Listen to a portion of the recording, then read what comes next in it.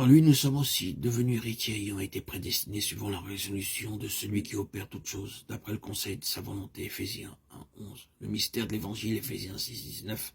Car je vous ai annoncé tout le conseil de Dieu, sans en rien cacher. Acte 20, 27. Nous avons remarqué que le mystère de l'évangile est lié au conseil caché et profond de Dieu avant la création.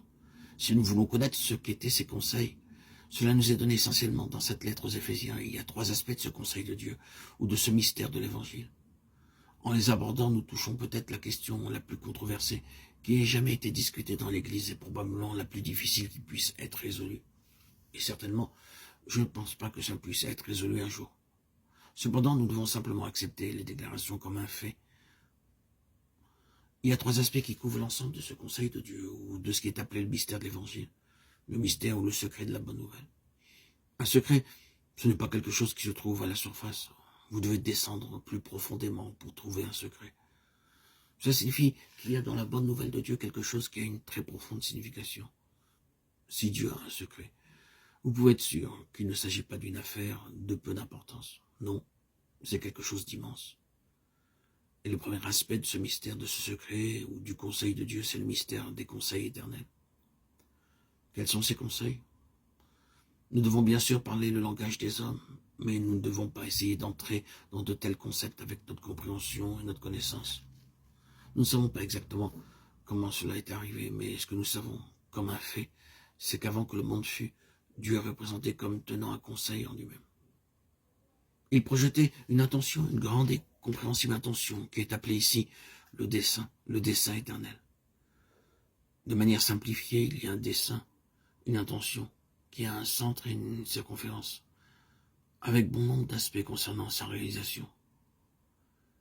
Le centre était le Fils de Dieu, connu de nous comme le Seigneur Jésus-Christ.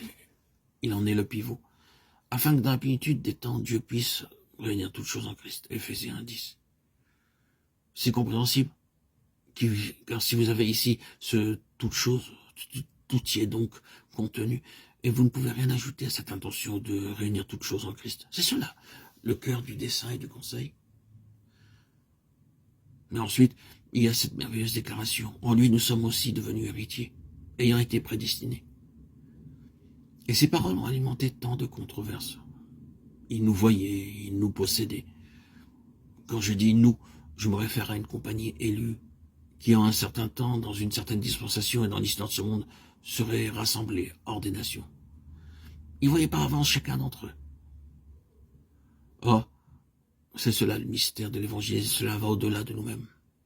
L'imagination vacille, la déclaration semble tellement fantastique. Si les termes employés signifient quelque chose, ceux qui sont concernés par cette déclaration étaient individuellement vus par avance, préconnus, choisis en Christ, et préordonnés et prédestinés.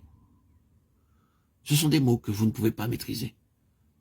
Chaque membre de ce corps est élu, a été préconnu, chaque membre a été prédestiné. La prédestination n'est pas en relation avec le salut. C'est par rapport à cela que beaucoup d'interprétations ont fait fausse route. La prédestination est en relation avec un dessein spécifique et non pas avec le salut. C'est selon son dessein en Jésus-Christ que nous avons été préconnus et préordonnés pour être conformés à l'image de son Fils. Romains 8, 29.